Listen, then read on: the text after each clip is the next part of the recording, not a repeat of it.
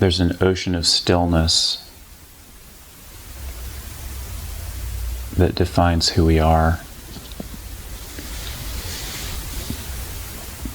And there's waves on the surface of that ocean that are sometimes more calm, sometimes more agitated, but generally it's agitated from the perspective of calmness that defines who we are at the level of that oceanic stillness. The surface is the service. That's funny. Yeah, it's a service. So it's like we commit ourselves to dealing with the world represented by the turbulent waves on the surface. But who we are is that deep oceanic stillness. And it's always available.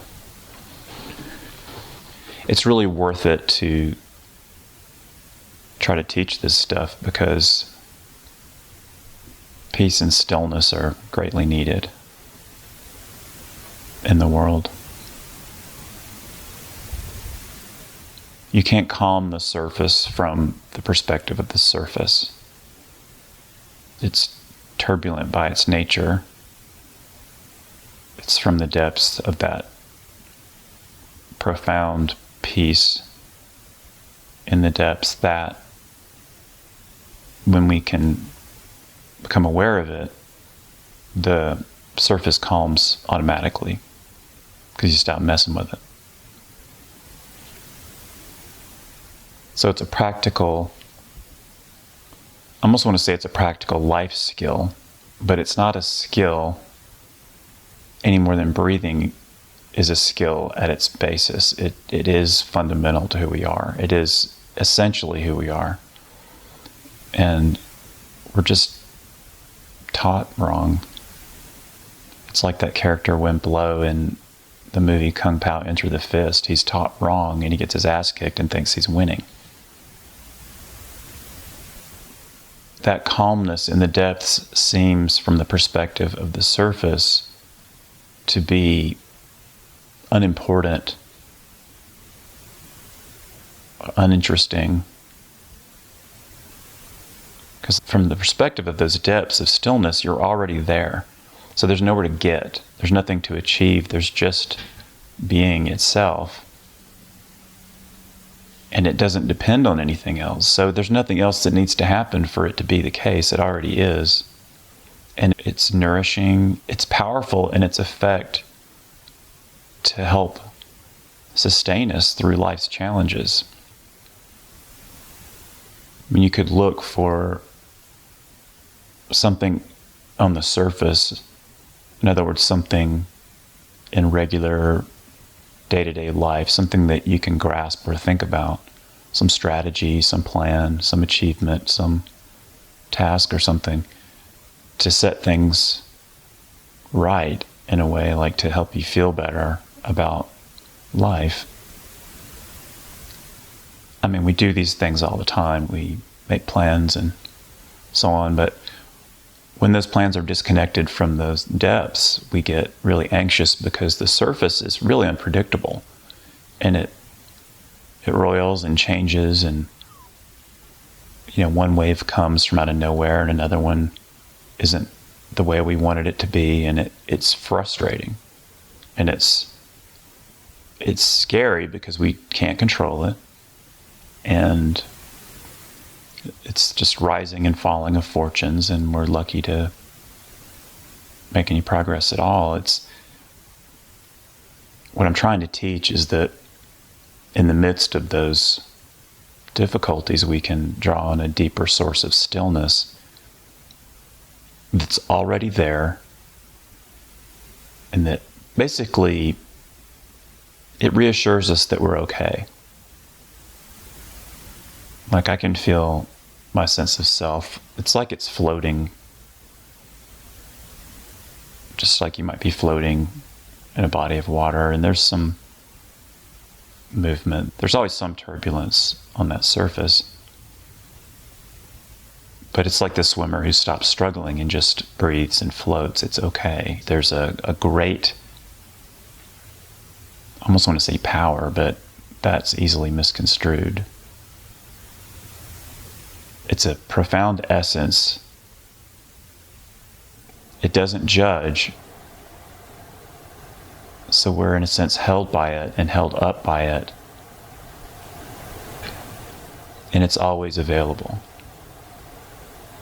And this transcends what we call life, death. Bodies are generated and live for a while and then decline and then die, return to the soil, and then more bodies arise in this cycle on the surface. From the perspective of a deeper awareness of this profound stillness, those cycles on the surface, entire cycles of history, are like less important than grains of sand being blown around on a beach. If you think how peaceful that could be, the waves coming in, and it's a source of strength and stability in uncertain times. Times are always uncertain. So it's just there. It's here. When most people want to be happy, the secret is you're never going to be happy.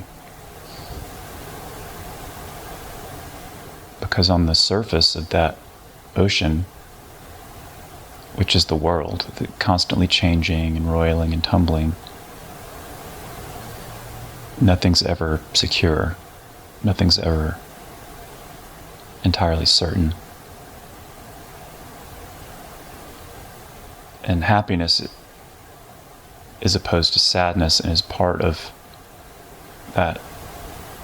those waves that rise and fall.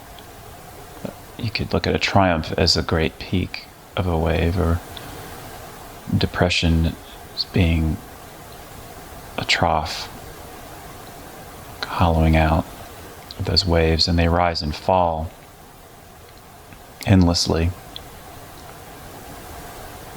It's pretty meaningless by itself. The ocean only makes sense if you take its totality into account. But what we tend to do is take the surface into account by itself, and it's more or less insanity, because there's not much of a conscious connection to peacefulness represented by the ocean's depths. It only makes sense when it's taken in its totality, so that would include the surface and the depths. And when you really back out and look at the whole thing, it's just an ocean. It's just one ocean. And the many modifications on that ocean's surface are, in the universal scope of things, unimportant. There's a focus on survival and achievement that's certainly laudable in some sense. It's just, no matter how high the waves are, they become troughs. It's constantly changing. And we don't really know what to do with loss and, for lack of a better term, emptiness. There's a sense of nothingness that we don't know what to do with. So all we know are things. It's like we know what the waves are, but the troughs scare us. That sense of loss or sense of nothing. Really, there's no such thing as nothing, because it's just a modification of a profound reality represented by this ocean. So if you're not aware of the depths, those troughs will seem scary, because the idea is that the peaks are what matter, the things that stand out. The hero standing on a high hill, having just conquered something or someone. Just give it time. It's going to decay, decline, die, return to the dust in an endless cycle.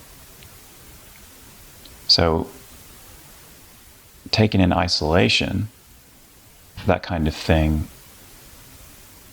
is scary and pointless, just like Camus' Sisyphus rolling the boulder up the hill and then it rolls back down, and it's a punishment given to him by the gods.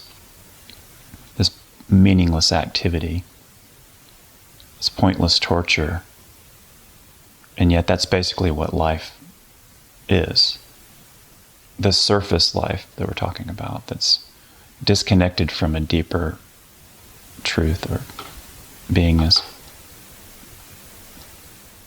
Happiness and sadness are two sides of the same coin, in a similar way that you can't have a wave without a trough. And it's constantly changing. I mean, even the earth will burn out eventually, give it enough time. If there's a thing that gives you happiness, then when that thing is no longer there, it's going to cause you sadness. So like a job promotion might make you happy for a while, but then you get fired and then you'll be sad because you lost that thing. And wisdom would suggest that we need to approach that kind of thing with detachment. So we could be happy getting a job promotion. It's just, there's an awareness. I use the word wisdom. It's something that's natural to us. It's wise to realize that fortunes change inevitably.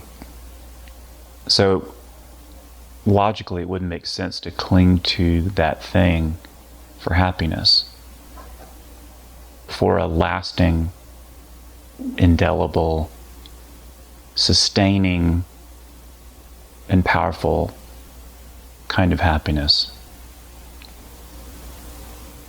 So we could be happy when we get the promotion, that's fine. But with that awareness that it can pass, or that it will pass, it can change, if we can allow and relax in a way that allows that, say, job promotion to occur with less attachment. Why would we have less attachment? Merely because it's going to change. That's part of life. It doesn't make sense to cling to it as our source of something solid and unchangeable, because all you have to do is look at it carefully and you'll see that it passes. So our grip on it relaxes a little bit if we can see that. It's a profound insight. In a similar way, if we get fired, it's not the end of the world, because it'll change too. It doesn't mean that we don't feel happy when we get a promotion and bummed when we get fired, but we don't really know what's best for us, because that promotion might lead to something truly evil. We don't know. And the job termination might be the best thing that ever happened to us. Like, what if you got hired for a company and you realized a few weeks later that they were polluting the environment or torturing animals or something morally disagreeable? Then you have to reevaluate whether getting hired was a good thing. Are you really going to base your happiness on that? So there's this idea that fortunes rise and fall and that things change. So what else is there? If there are rising and falling of fortunes, those are on the surface. I'm saying that this depth It's a depth of stillness that's neither high nor low, neither here nor there. It's not in time or space. It transcends all of that and is already profoundly the case. It starts to dawn if we can let go of that surface world a little bit. There's a wisdom that says it doesn't make sense to cling to the rising and falling of fortunes as if that was going to sustain us. Because it's constantly changing, we just get tossed around. High and low, here and there, all over the place. It's only in the depths of that stillness that we realize who we are in a way that's profoundly satisfying. And because it already is, there's no change in that, neither beginning nor end. It's a relief. I wouldn't call it happiness exactly, but I think joy is a better word.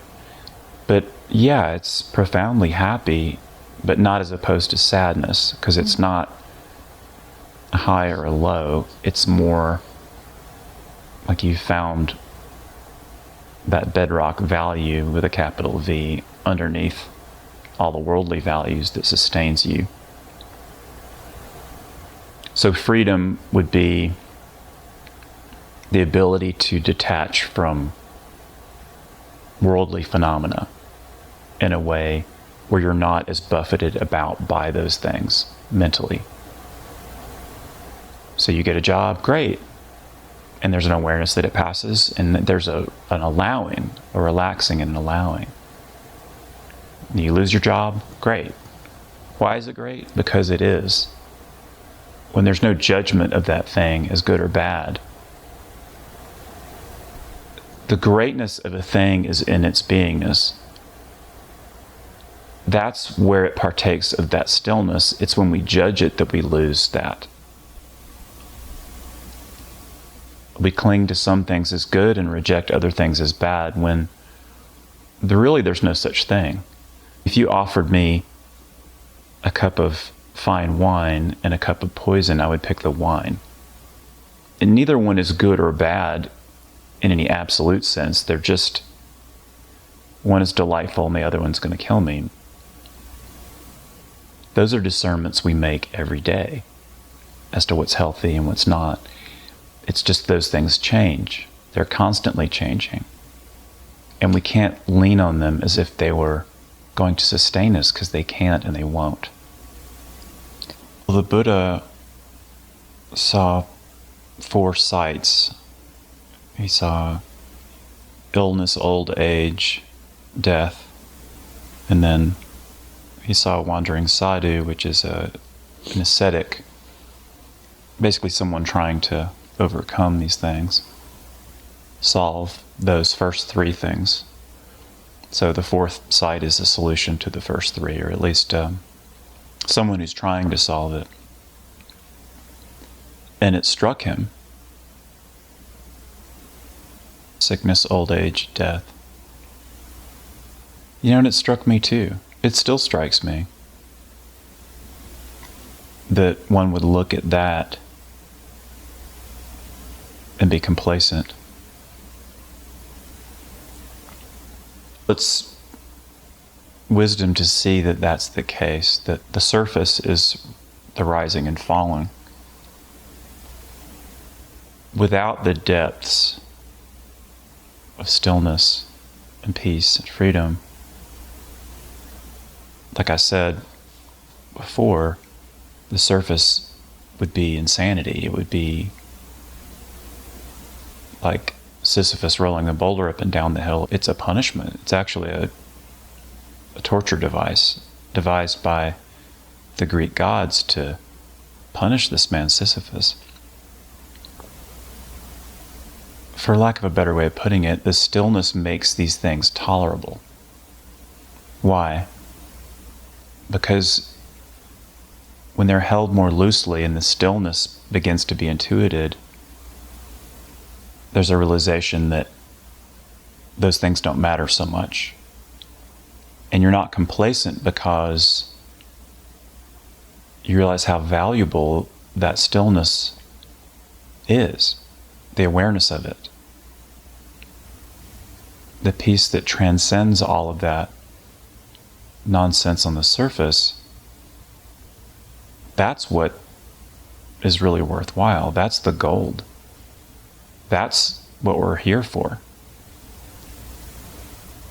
So we have to use that surface world and the things that it comprises to find our true beingness, our true essence that's eternal and is basically happy. It's just not happiness opposed by sadness. It is what is. It is the reality that does not shift under our feet. Because it is already. It means it's utterly complete. There's no beginning or end. So you can't be complacent about the rising and falling of fortunes because it is what is called suffering. Just like Sisyphus. And at some point you're going to wish it would stop. At some point it's going to be unbearable. One of those troughs is going to get you. Death of a child, that'll get you. What do you turn to? What does one turn to? Truth itself is the only answer to something like that. Religion calls it God, or at least Judeo-Christian religions call it God, or Yahweh, or Allah. God is not a big wave, or a small one, or anything like that. The word God refers to this profound stillness that doesn't judge. There's a misconception for you that God judges us. The Old Testament Yahweh, he's pretty wrathful. And not only that, is a he. Our ancestors perceived these things only dimly. There are those who would have an insight and try to translate it into terms the world would understand, and it just becomes another huge wave or a deep trough or something along those lines. I use the word relative to describe that because a wave must be relative because it only exists in opposition to a trough. That's what life is on the surface, is that kind of thing. All you have to do is look at it. So if you get tired of rolling the boulder up and down the hill, you realize this freedom. And here's the thing. Are you compelled to roll the boulder up the hill? Or do you choose to do that? Can you choose that if you're not free? Are you a slave to it? A slave is compelled and has no choice. That's the idea anyway. The purpose of the relative is to wake us up to the absolute. So the purpose of the world is to wake us up to truth itself. That redeems it. So if Sisyphus could wake up, he would realize immediately that he has a choice. Because he's free, he's no longer compelled to roll this boulder. He can see that it's a pointless activity. Except the value of waking up to reality is so profound that immediately we realize that sharing that insight, instilling it in others, teaching it, that makes it worthwhile. So it's not pointless then. He's at peace in this version of it. Because he can share. I mean, we can relate and grow and learn and transcend these difficulties, the suffering. And people turn to religion, but it's only if it's real that it does any good. By real, I mean the word God refers to something that's profoundly evident to me. It's just poorly transmitted usually, because it's become just another wave on the surface, usually associated with money and power and vanity, and these things are really common. Or you could make an identity out of poverty and plainness and worldliness. It reminds me of the character called the High Sparrow in Game of Thrones. You know, he wears this rough spun robe, and he's dirty, and he doesn't even wear shoes, and yet he's really seeking power. He uses poverty as a way to gain power and glory for himself. It doesn't end well. What I'm calling truth, with a capital T, it's an absolute truth. It's the same reference as the word God. It's just not a thing. It's not a wave. It's not an object. Again, it's akin to the stillness represented by a vast ocean, the depth, peacefulness. That makes it all worthwhile. It's beautiful. It's just hidden from us when we're caught up in the waves. We get caught up. Think about being a struggling swimmer on the surface of an ocean being tossed about. It would be easy to get caught up in that. But it's something really vital that I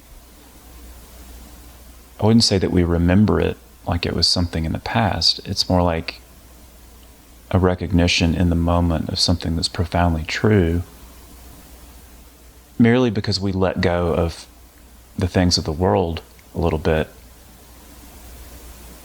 And why would we let go of those things a little bit? Well, it's easy. Just if you step back and look at it, it doesn't make sense to cling to it, because you're just going to get tossed around. It gives us a way to meet the challenges of life with poise and equanimity and resilience. So it's really practical. I think of young people and people in careers and striving to get ahead. There's nothing wrong with that. There is wisdom in setting goals and achieving them. It's just those things in isolation are meaningless. It's like sifting through a pile of lead washers or slugs, little discs. It's a whole mound of them. You're sifting through it, and then you find gold, like gold coins. Immediately there's a recognition of value, and it puts everything into context. The realization of the value of truth itself is such that it renders everything else meaningless.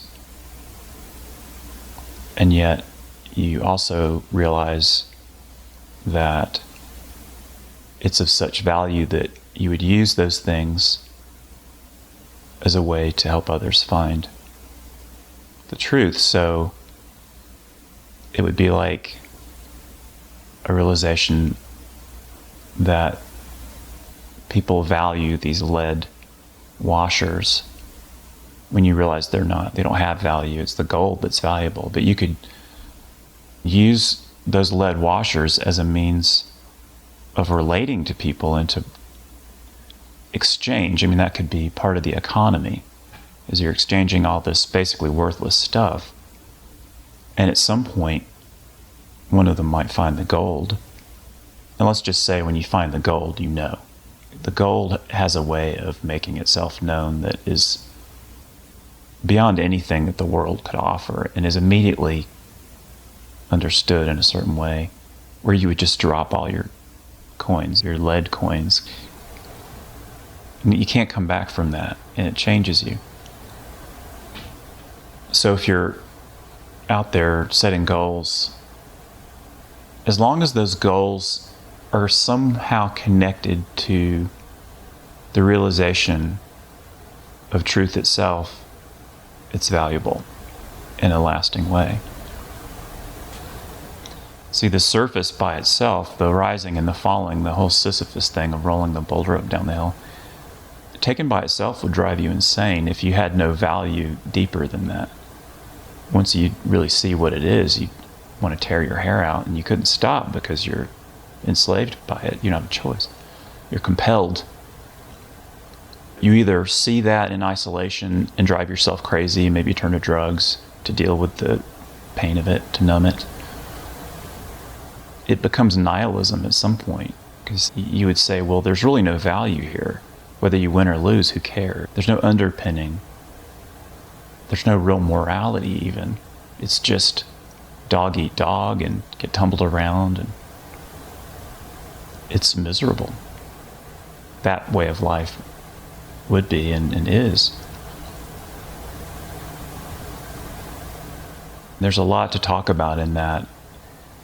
If you look at the world as just this rising and falling of fortunes, then if you're very calculated and cunning, you might determine then that being on the biggest wave is the way to go, the biggest hill, had the biggest achievements, and certainly at the expense of others. I mean, we see that all the time. We would exploit those others to get our success.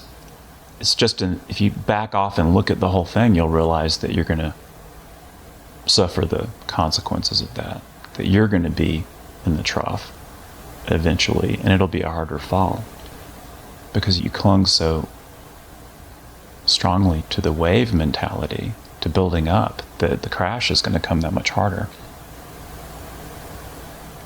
So the struggle on the surface is redeemed by awareness of the depths. You don't take the troughs and the waves as seriously. And you see them as a means to help others wake up to the depths. The thing is, you have to do it for yourself first, or you won't know what you're talking about.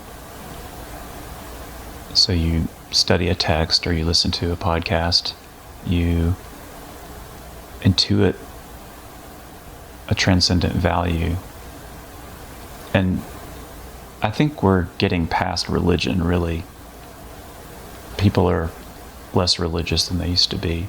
But we need an absolute value, an underpinning to all this nonsense to make sense of it, to bring us some peace when things are difficult, to make sense out of things.